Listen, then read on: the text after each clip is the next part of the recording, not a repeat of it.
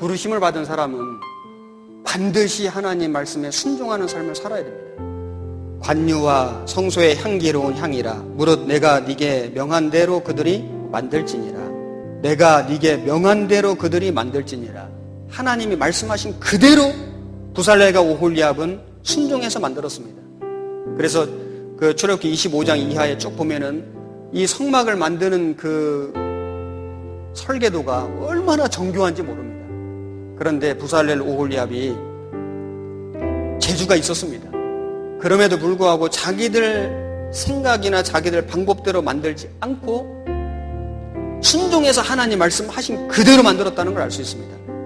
부살렐과 오홀리압과 및 마음이 지혜로운 사람 곧 여호와께서 지혜와 총명을 부으사 성소에 쓸 모든 일을 할 줄 알게 하심을 입은 자들은 여호와의 무릇 명하신 대로 할 것이니라. 모세가 그같이 행하되 곧 여호와께서 자기에게 명하신 대로 다 행하였더라. 또 성막 위에 막을 펴고 그 위에 덮개를 덮으니 여호와께서 모세에게 명하신 대로 되니라. 21절에도 후반절에 보면은 명하신 대로 되니라. 23절에도 명하신 대로 되니라. 25절에도 명하신 대로 되니라. 27절에도 명하신 대로 되니라. 29절에도 명하신 대로 되니라. 32절에도 명하신 대로 되니라. 우리가 어떤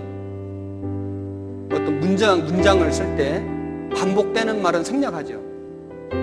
그런데 여기 성경은 1.1획도 떨어지지 않는다고 말씀하셨는데 여기 40장에 보면은 명하신 대로 되니라는 말씀이 8번 반복돼요. 왜 하나님이 이렇게 비효율적으로 성경을 기록하셨을까요? 명하신 대로 됐다는 것을 강조해 주신 겁니다. 그들은 하나님께 부르심을 받았고 재주도 있었고 연구도 많이 했습니다. 실력이 좋았겠죠? 그런데 자기의 생각대로 하지 않았습니다. 자기 방법대로 행하지 않았습니다. 하나님이 말씀하신 그대로 했습니다. 그대로. 조금도 어김없이 순종했습니다. 노아가 방주를 만들 때도 하나님이 말씀하신 그대로 준행하였더라. 준행했습니다. 믿음의 선진들, 하나님이 쓰시는 모든 사람들의 삶을 보면은 순종이었습니다. 집안에 가장이 있습니다. 그러면 그 가장은 어떤 중요한 일을 결정할 때 가족들 의견을 이렇게 들어서 자기 마음대로 결정합니다. 왜냐하면 자기 집안이기 때문에, 자기 집안일이잖아요. 그런데 우리 교회입니다. 교회 주인 하나님이십니다. 그러므로 우리가 의견을 낼 수 있지만 하나님이 말씀하신 대로 순종해야 됩니다. 왜냐하면 하나님의 집이기 때문에 그런 겁니다. 교회는 하나님이 계신 겁니다. 집안에 가장이 가족들 의견 들어서 어떤 일을 결정했는데 잘 안 됐습니다. 그러면 가장 책임입니다. 그러지 않습니까? 교회의 주인은 하나님이십니다. 우리가 어떤 일을 했는데 잘 안 됐습니다. 하나님이 책임져 주십니다.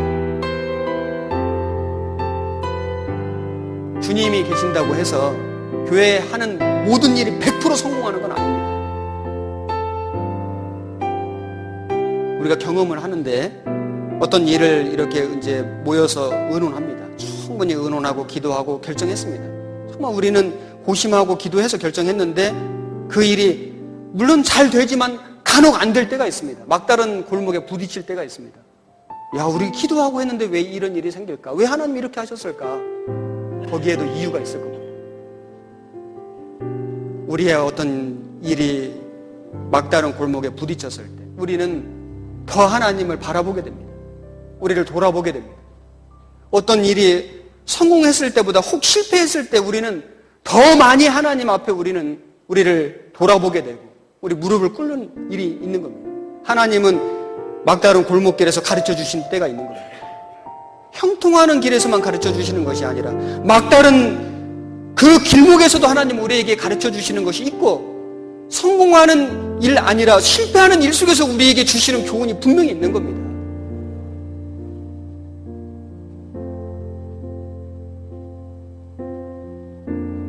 하나님은 하나님의 교회이기 때문에 책임져 주시고 하나님의 교회이기 때문에 하나님이 이끌어 가시고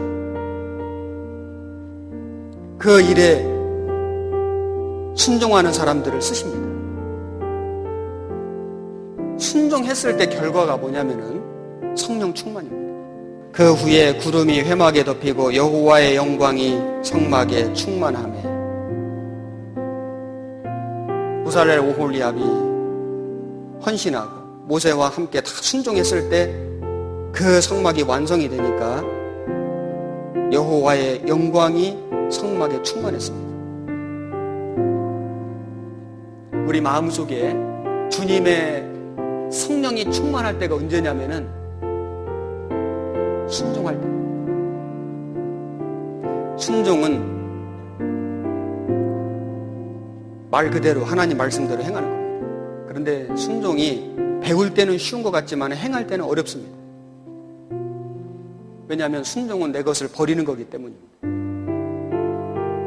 베드로 밤새도록 물고기 한 마리도 못 잡았지만 주님께서 깊은 데로 가서 그물을 내리라. 사실 베드로 어부입니다. 예수님은 직업으로 치자면 목수입니다. 베드로가 자기 생각 버리는 것이 쉬운 일이 아닙니다. 하지만은 말씀에 의지하여 내가 그물을 내리리이다. 그물이 찢어지도록 많이 잡았습니다. 순종이 쉬운 게 아닙니다. 그러나 순종의 결과는 충만입니다. 기쁨이 있습니다. 순종하기를 싫어하는 사람 마음속에는 기쁨이 없습니다. 그러나 순종을 즐겨하는 사람의 마음속에는 기쁨이 있습니다.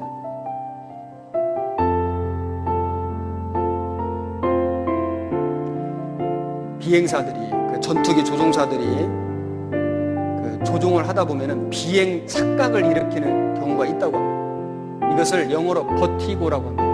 우리말로 버틴다는 뜻이 아니고 영어로 VERTIGO, 버티고라는 것은 비행 착각이라고 하는 그런 뜻을 가진 단어랍니다. 그런데 예를 들면 이제 야간에 전투기 속도가 빠르잖아요.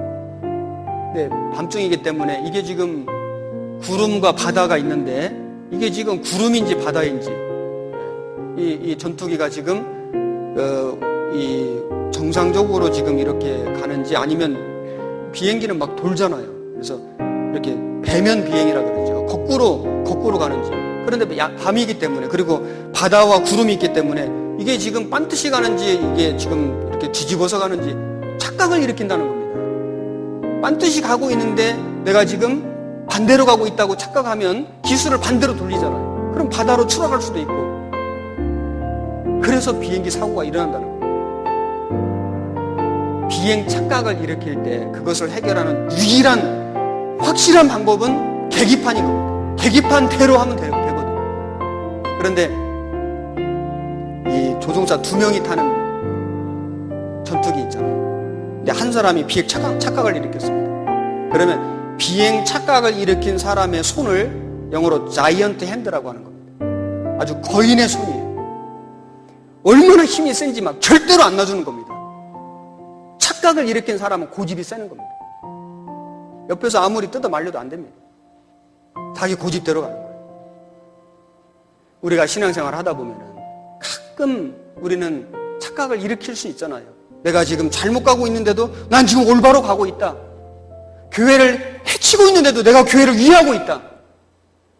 형제 자매 마음을 막 상처를 주면서도 내가 지금 기도하고 있다. 착각할 수도 있잖아요. 그때 우리는 자기 마음을 자꾸 고집할 것이 아니라 계기판을 봐야 됩니다. 그렇지 않으면 신앙이 추락할 수도 있습니다. 순종은 하나님 말씀을 듣는 거예요. 순종은 하나님 말씀을 따라가는 겁니다. 하나님 말씀을 듣고 하나님 말씀 따라가는 것이 간단한 일이 아니에요. 쉬운 게 아닙니다. 사울이 왜 버림을 받았습니까? 부분적인 순종이에요.